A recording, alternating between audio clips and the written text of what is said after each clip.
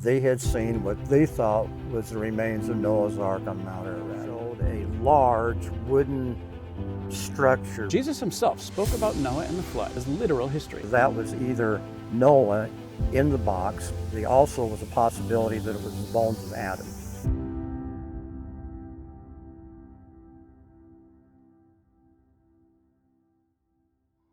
Hello, and thank you for joining us today. My name is Chris McKinley, and today I'm going to be interviewing a man with a very interesting story related to the search for the archaeological remains of Noah's Ark. For those unfamiliar with this topic, and just to give a bit of background, this is not a fairy tale. The biblical record of the global flood, though controversial, is historically accurate. The search for the landing place of the Ark is a quest dating back to the rebirth of human civilization. This quest has been documented by such historical figures as Gilgamesh, Alexander the Great, Herodotus, Josephus, Hippolytus of Rome, and Marco Polo. Jesus himself spoke about Noah and the flood as literal history, which is why Christians who believe the Bible should do the same. The modern-day theory of Darwinian evolutionism stands in stark contrast to the words of Jesus and replaces God with time and chance. The institutions of this world are very invested in it, so invested that any evidence to the contrary of their theory is quickly hidden away or ignored deliberately. I talk to many people who say they would believe in God if there was any evidence. So today, we're going to be talking about evidence. Evidence of the biblical account of the global flood. Probably the most famous person to lead multiple expeditions in search of Noah's Ark was U.S. astronaut Jim Irwin. In 1982, Earl Cummings joined Jim Irwin on one of his expeditions.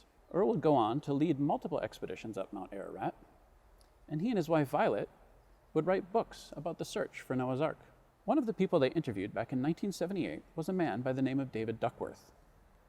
Today, we have the honor of interviewing the same man, some 55 years later. David Duckworth was a volunteer at the Smithsonian Institute back in 1968. And while he was there, he was a witness to the findings of the third Ararat expedition conducted by the National Geographic Society in conjunction with the Smithsonian Institute. David, can you share your story with us? Well, first of all, of course, it's been about 55 years since it happened, so, time passes and so does memory, at least with me. At any rate, I lived at Fort Belvoir, Virginia, at that time, military base. My dad was a colonel in the Army. And my mom saw an article in the newspaper the Smithsonian was looking for volunteers. And she volunteered me because she thought I was laying around too much, which I was. And I was in the vertebrate paleontology division.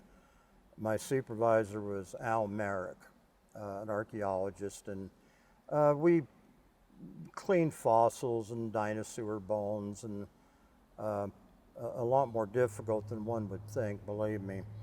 The cafeteria was on, you might say, the basement level of the Smithsonian, and to get there, normally I would take a shortcut which involved going by the underground loading docks. One time, this friend and I, we were going to the cafeteria for lunch, obviously, and they had these boxes in crates, and they had this. What attracted me to it was there was like a marble sarcophagus, a oblong box. Made out of marble or alabaster. I was told alabaster later. It was on a wooden sled, and then it was held down by metal bands with padding under them, and had a door, a sliding panel in one end that was recessed. It slipped down in there in grooves. Down there were also sealed boxes and wooden boxes, crates, and at least on one of them, in purple, it said Smithsonian National Geographic Mount Ararat. And I had heard stories from my mom. She was a WAC in World War II, and she knew a lot of aviators. And a few of them had told her their job was flying what was called the hump. And that was before they completed the Burma Road. And that they flew over Mount Ararat on a regular basis, and that some of them told her they had seen what they thought was the remains of Noah's Ark on Mount Ararat. Okay. And that's really all I know about that. But she told me that. I thought it was interesting. So at any rate, after I saw these items and a few more, I told them about it, what I'd seen there, and frankly, I thought no more of it. It was interesting, that was all.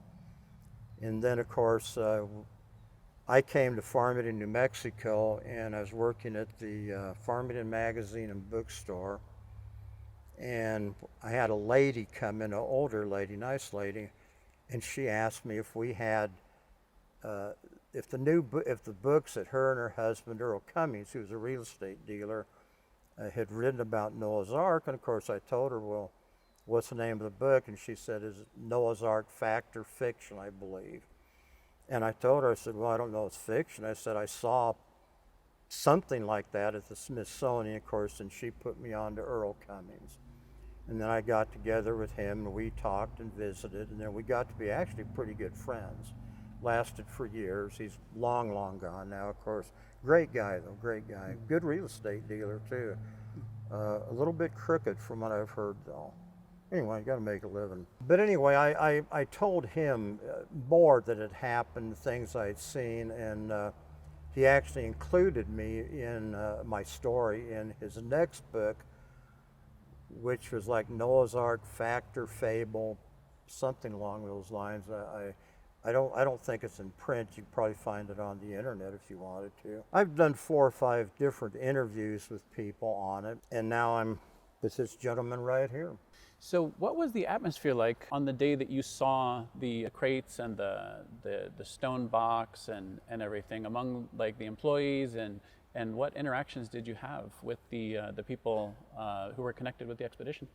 Well, you got to remember, okay, I was in vertebrate paleontology, okay? Mm-hmm. This stuff was, they took it to what they call physical anthropology, okay, which I guess is dealing with people, people, culture, history. I can't remember, honestly, if it was the same day or a couple of days later, but there again, I had cut through, the Smithsonian is huge. And a lot of it's below ground. Mm-hmm. What you see on display is like 1% of what they got.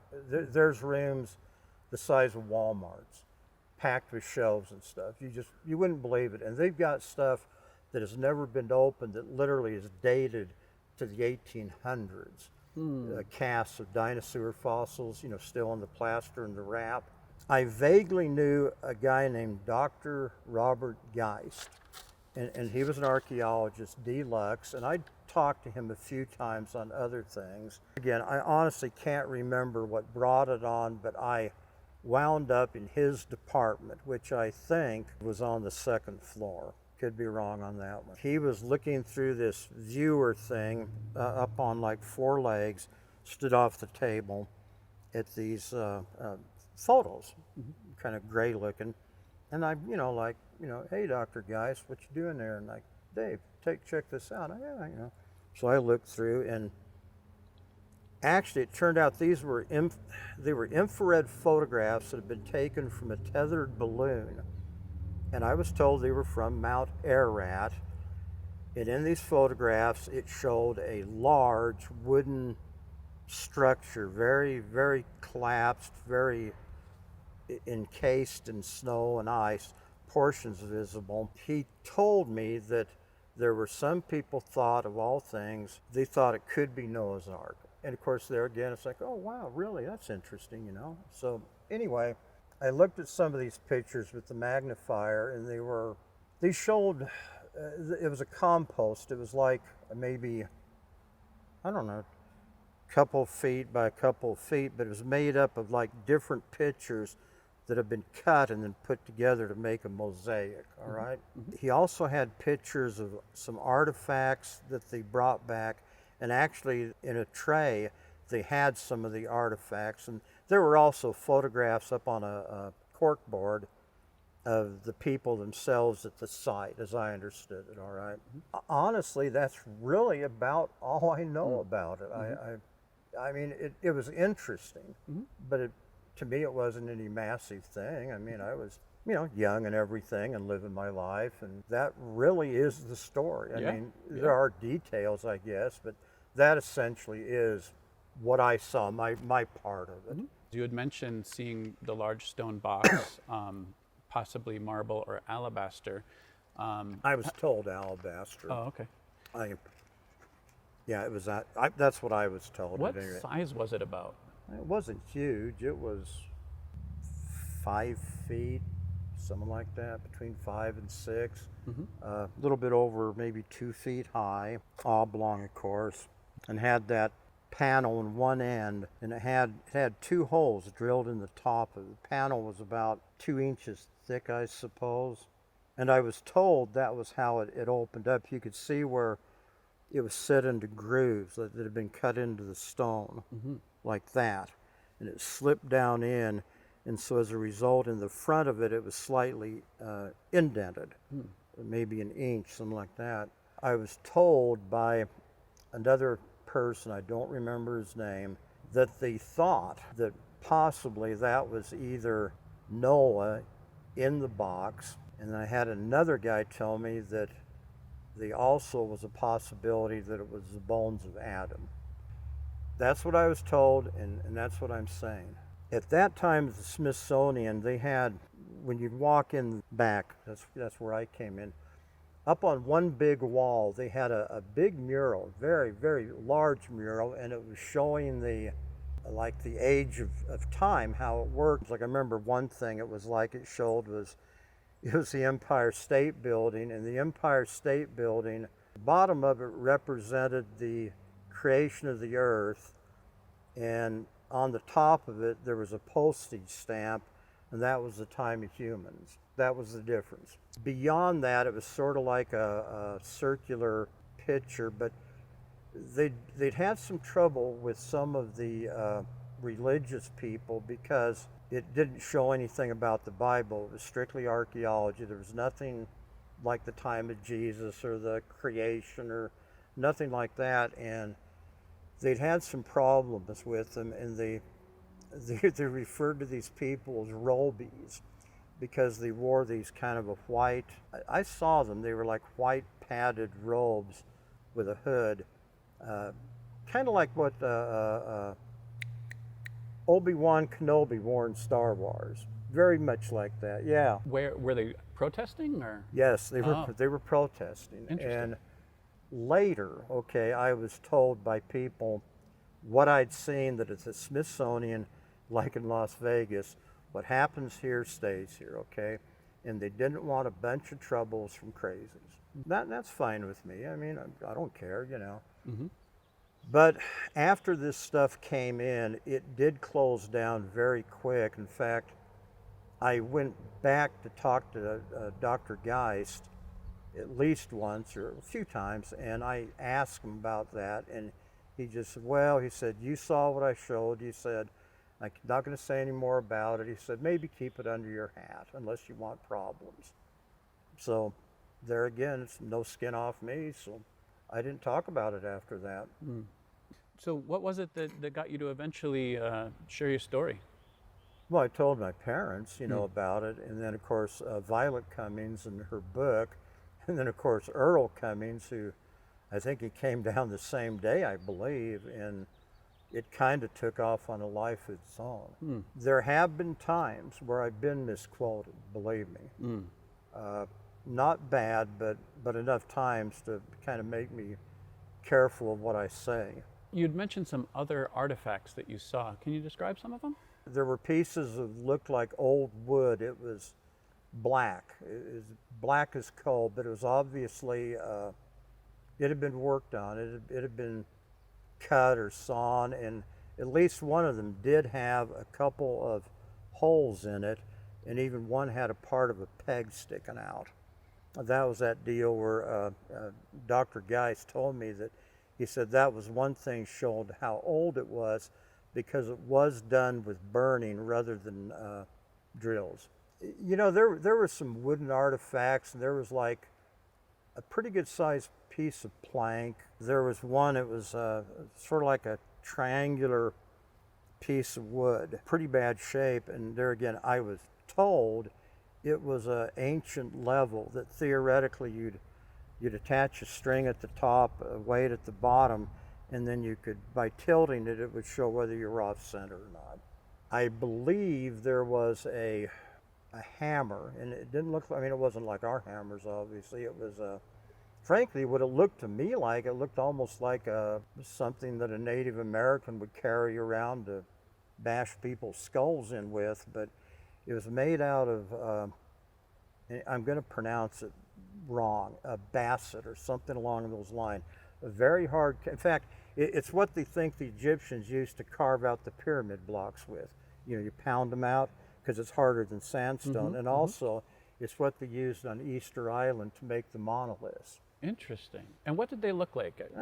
About the size and shape of an orange. Okay, so they were round, like a lemon. They were like they were spherical? No, they were kind of pointed at both ends, rounded points like this.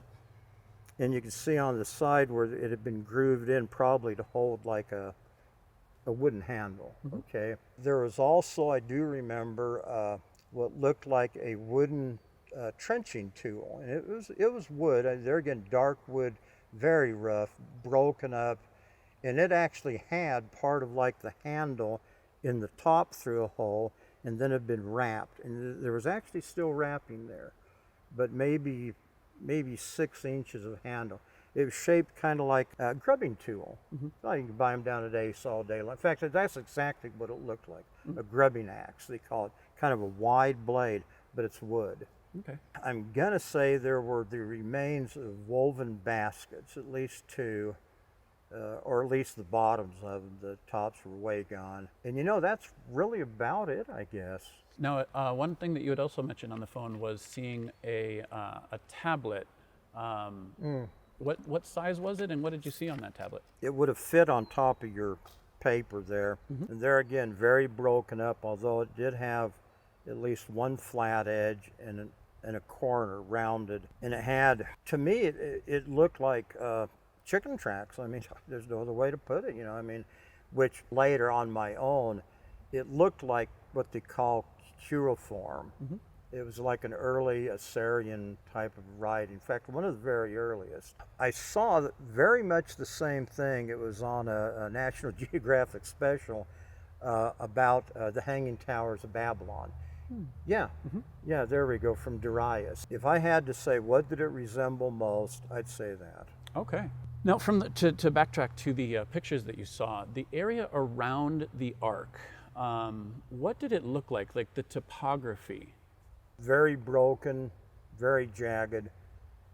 There was definitely, at least on one side, the upper side, it looked like there was a pretty steep gorge, or at least the edge of one, and then drop off. As for what farther, I have no idea. Like I say, I was told it was taken infrared because the whole area was covered with a fairly light dusting of snow and mud, although there was one area on there you could see where there was a hole, and there was like, you could tell it was wood, like skids or 2x4s. I was told later that was actually in the object itself, and it was ice, but they'd melted it out with thermite bombs. Really? Yeah, thermite's like, it burns hot. Super man. hot. Oh man, hotter than you want to be around. I mean, it's made out of powdered aluminum, I believe, but I'm not sure. But they'd actually got into it, and I saw a sketch. It wasn't a picture, of the sketch of what they thought was like a room or a stall, and it very obviously had like uprights, and it had like what was left of like partition boards. As I recall, the floor was slanted, and in the center, it looked to me like there was a drain built in. I don't remember anybody telling me it was a stall, but that's what it looked like to me. But they had got in the thing. And there was actually some photographs, black and white, but they were just sort of jumbled. It was like beams and like light walls that had fallen over, like collapsed upon themselves. And you could actually see where there were like broken, jagged on the floor. And you said that the ark itself had been broken into two different sections as well. That's what it looked like to me. Well, it's interesting that you mentioned that, and if you don't mind, I just want to share just a testimony of a man named Ed Davis. And apparently he saw the ark in 1946, was taken up there by some Kurdish friends of his that he had been helping. And he said that he had seen it broken into two different sections, that he had seen different walkways and different partitions and three distinct decks in each section. There's an eyewitness account from 1946 of someone else who had seen something similar. George Stephen was a U.S. military trained remote sensing photo interpreter, and in 1989, after studying official satellite images of Mount Ararat, he concluded that there's two large man-made objects up there on the north side of the mountain, not metal and not rock, but perhaps wood, one at 16,000 feet and the other at 14,800 feet.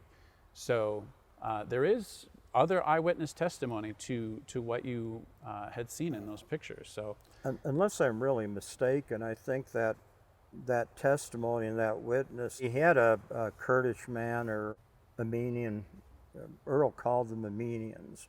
He went up there when it was an unusually warm time of year, and it was actually sitting in a pool of water is when he saw it. Mm. Now what I saw, there was no water that I saw, or at least I couldn't pick it out of the pictures. The one end, I don't know if front or back or it made any difference, but one end was just broken. It was either broken or smashed, or maybe it was deeper under and they couldn't get. I don't know. Now the other end looked to me to be a slight curve to it, not like a ship nowadays, but curved. And that was definitely broken. It even looked like there might have been a couple of supports holding it up, which I couldn't see clear enough. Mm-hmm. There was something like on one side for sure, like a brace, like this. So in other words, they as if they were trying to reinforce it and keep it from falling further, maybe? That was my thought. Mm-hmm. To me, it looked like where it was laying, that this end the ground itself had like dropped and it had done this. It was like that, mm-hmm. like that, mm-hmm. and that was facing downhill. But I don't know what was on the other end ground-wise. So what was the atmosphere of the staff? How did that change over the next few days after you saw the initially seeing the crates and the stone box and the artifacts? How did the atmosphere around the Smithsonian change? To me, it seemed like it got a lot quieter. And of course, normally, any kind of new discovery or any kind of new artifacts, is kind of the talk of the town. People weren't talking about it. Like I told you that, guys told me, keep it under your hat, that we just don't want problems. Now, why do you think they wanted to keep it under wraps? They didn't want to get mixed up with a bunch of evolutionaries, was one of the terms I heard. Mm-hmm. In fact, I think I was even told one time that, don't talk about it. We just don't want the evolutionaries harassing us nonstop or something similar to that. But there never was anything like, official, like you are not to speak of. It's just more like, hey, bud, what stays here, keep it here, man. We don't need problems with these people. I understand. So I'd done some research about a gentleman named Rainey Norbergen. He was a veteran news reporter. He spoke with a source who attended a high-level meeting in Washington, D.C., where Nat Geo and Smithsonian officials decided not to release, but rather bury everything found on Ararat, even though the 1968 expedition has been confirmed by 5 people in different locations who were in Turkey at the time and who crossed paths with members of the Ararat expedition team returning home, all of whom were told excitedly, you won't believe what we found, but we can't say anything. Now, you had mentioned that, on the phone that you had heard of, how do you pronounce it, Renee or Rainey? Rennie said what Rennie, I remember. okay. And how did that interaction go? Or what did you know about that situation? Not very well, believe me. he contacted me through Earl Cummings. We were friends by then. I mean, we went look at some archaeological sites around here, this area, which turned out to be phony, frankly. Some guy said he had Viking pictographs and writing on a stone somewhere south of Gallup. We went down there. Frankly, it looked like the guy done it the day earlier to me. I wasn't at all impressed. Neither was Earl, by the way. But this character, man, I was going to meet him down at the inn, a big motel in town. It's still there, but it's closed long ago. It was going to be an interview. He said, we're going to interview. I said, that's fine. So I showed up along with Earl. There were half dozen people there, which I didn't want. And he basically just told me, he said, well, first of all, we're gonna run a polygraph. And I wasn't real pleased with that. I don't have a whole lot of faith in that, polygraphs. It's too easy to get a rat jacket on one. And then he told me afterwards they were going to give me sodium pentothal. And frankly, I just turned and walked out. That was it. And there's nobody we're going to stick me with a needle I don't know. Yeah, no truth serum here. We believe you. And knock me out. That's just not going to happen in this world. Right. In fact, Earl completely agreed with me, and I think in one of Earl's later books, I know him and this guy were not friends after this, and that he misquoted Earl on a lot of things, is what Earl told me and his wife too, and I have no reason to doubt it. So that guy, I don't know, maybe he's a fine guy, I don't know, but frankly, I personally had no use for him then, I had no use for him now. Got it. So after spending so much time and money on this expedition, it must have been difficult for the researchers to sit on all that evidence. Do you think it's possible that they might have released some of their findings at some point, but with some type of cover story by chance? I have no idea. I heard one time, it was kind of an odd deal, man. I was working down at Ford Corners, a service department, and we had this car come in. It was strictly kind of the standard men in black car, which I don't believe in that men in black business, by the way. But there were these two guys in it, and I was changing the oil, and one of them came out, and because I had my name tag, David, and he said, "Are you Dave Duckworth?" I said, "Yeah." And he goes, "Well, I'm so-and-so." "No, really, where are y'all from?" And he said, "Well, we work for the FBI, or CIA, I don't remember which." And he said, "You're the guy who claims he saw Noah's Ark." And I'm like, "Well, I saw something." He says, "Oh, do you also see flying saucers?" I'm like, "Not lately," or something like that. He told me that what I'd been talking about, the object that I saw that was very, very close to the Chinese border, and that part of the country, borders are kind of indistinct, and that it might be better if I just forgot it, which was fine with me. It didn't bother me any. I don't know if I told Earl that or not. I just don't remember. So in the past decades, have you had a chance to track down anyone who was a part of the expedition or your former team members at the Smithsonian and talk to them? Or No, a friend of mine, his name was Gene, and I'm going to leave his last name out. He was a volunteer too, although he was working in physical anthropology.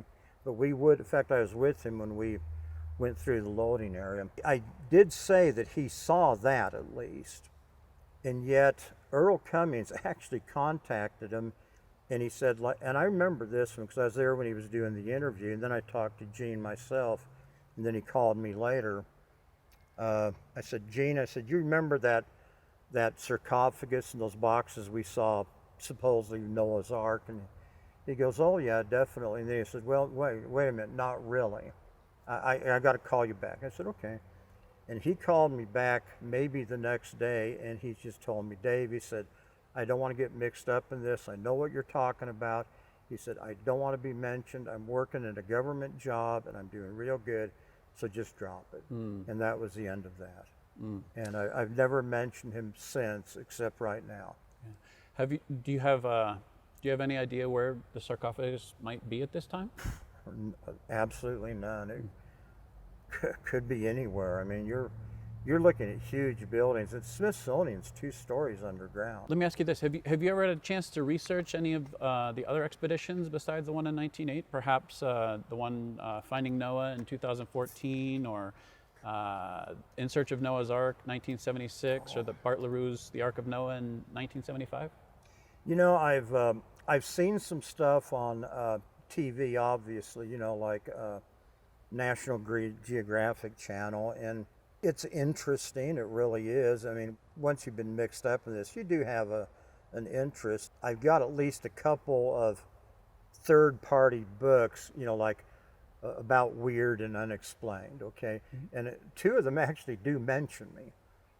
One of them they call me Daryl Davis, but that's fine. A name's just a label.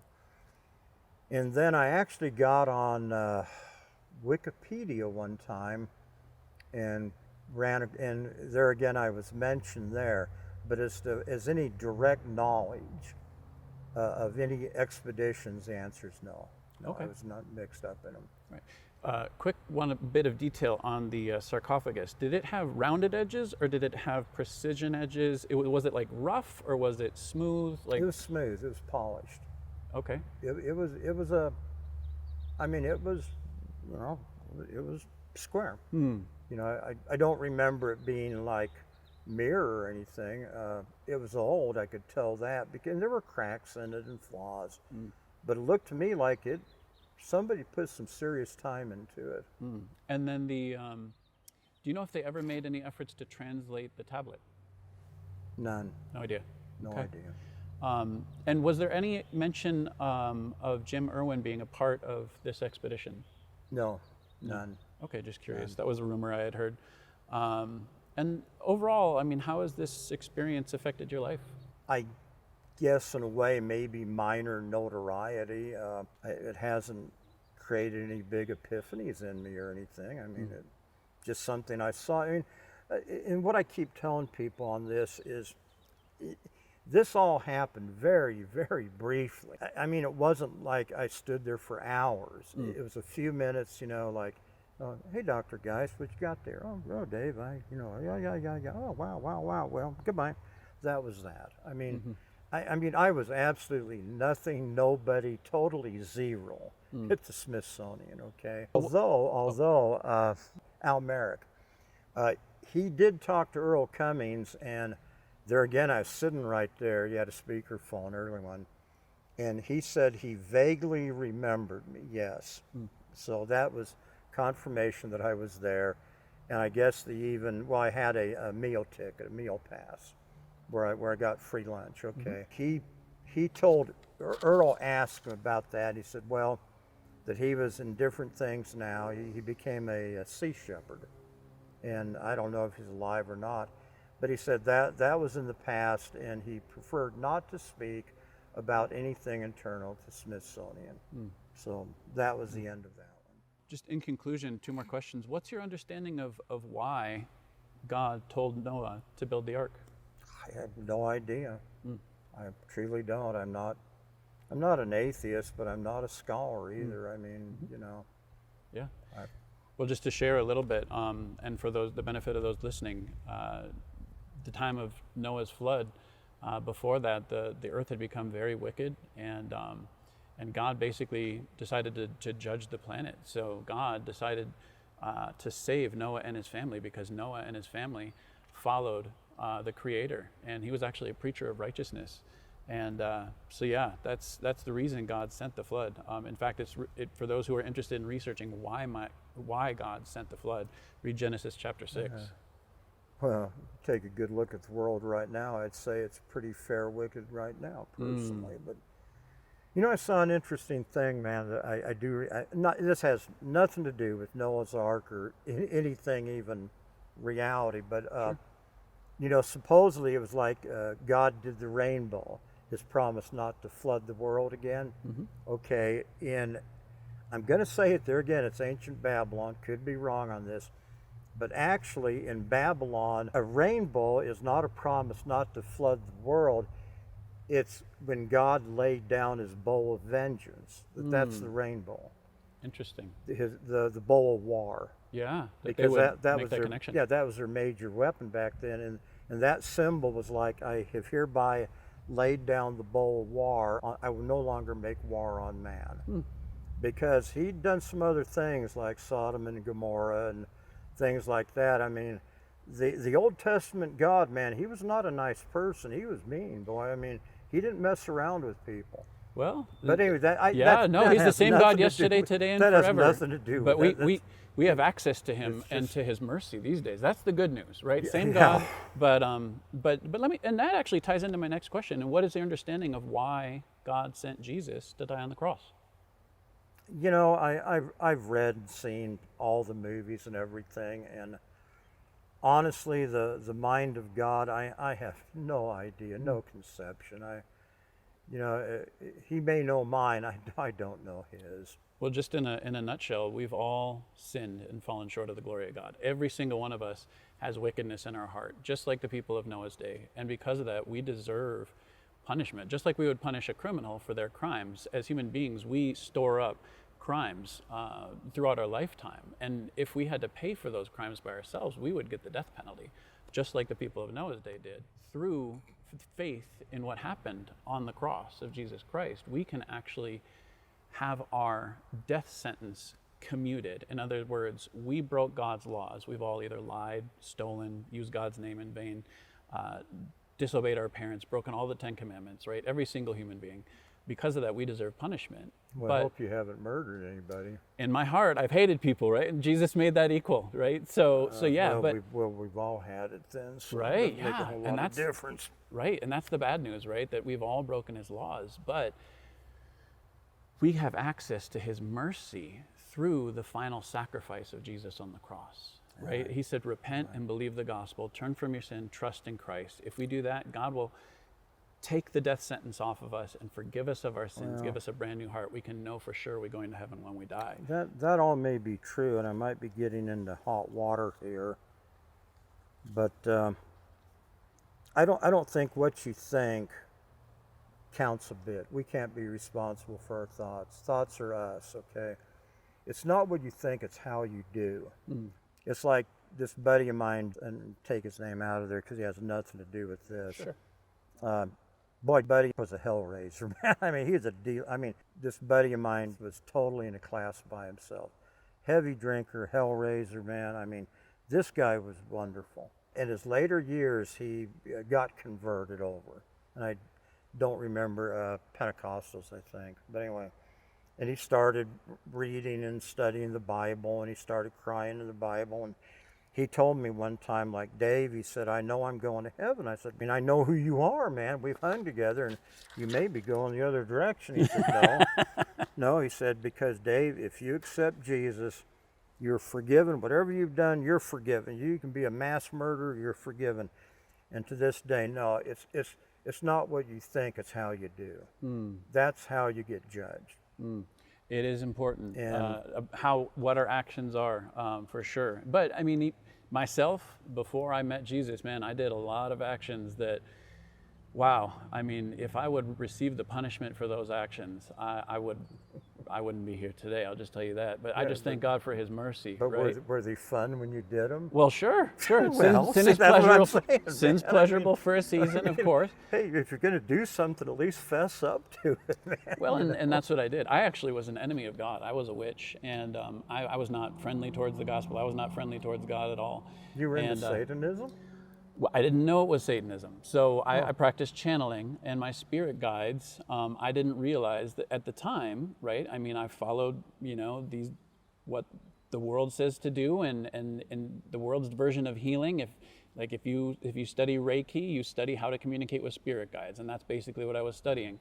And so I didn't realize that my spirit guides were angels of light, that the Bible says Satan can manifest as an angel of light. So you're right.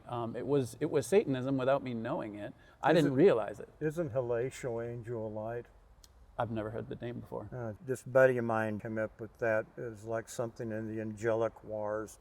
Halatial was Satan, and he was like the god of light, and then he fell. But anyway, that's that has nothing to do with this, but Yeah. Well, the point of the matter is that at the name of Jesus, every knee will bow in heaven, on earth, and under the earth, and every tongue proclaim that Jesus Christ is Lord to the glory of God the Father. That for me, that was what made all the difference. I couldn't stop sinning. I couldn't stop what I was involved with. It just took me crying out, Jesus, help me, and He turned my life around. But I don't know if there's an afterlife. I don't know if there's a judgment.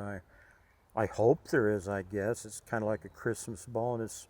If you get it, fine. If you don't, you'll survive. But man, all I have to say is that if there's a Jesus, if there's a God, if there's a judgment, I hope they're very unusually tolerant in my case, or a really good sense of humor, or I've got problems. well, you do have a good sense of humor as well, and Yeah, but that don't make it a custom either with other people, you know. right. Well, my point is that God doesn't look at our works. He looks at Jesus' work on the cross. And if we simply have faith in His sacrifice, we can be forgiven of all of our sin. That's how God shows us mercy. But I'll conclude with this scripture. It says in John 10:9, Jesus says, I am the door. If anyone enters by me, he will be saved. So just like there was one door in the ark, Jesus is the one door into our ark of salvation. Just like Noah and his family had to go through the one door to get up into the ark, God has mercy and grace available to the entire human race, to any who believe in the finished work of the cross of Jesus Christ. That's like the deal where supposedly he said about a rich man has as much chance of entering heaven as a camel passing through the eye of a needle, but then he also added, supposedly, and yet all things are possible. So there's that little bit, maybe crack in the corner, you know, get a chance to sneak out. So Sir, it's been a pleasure. It has been a pleasure. I thank you has. so much.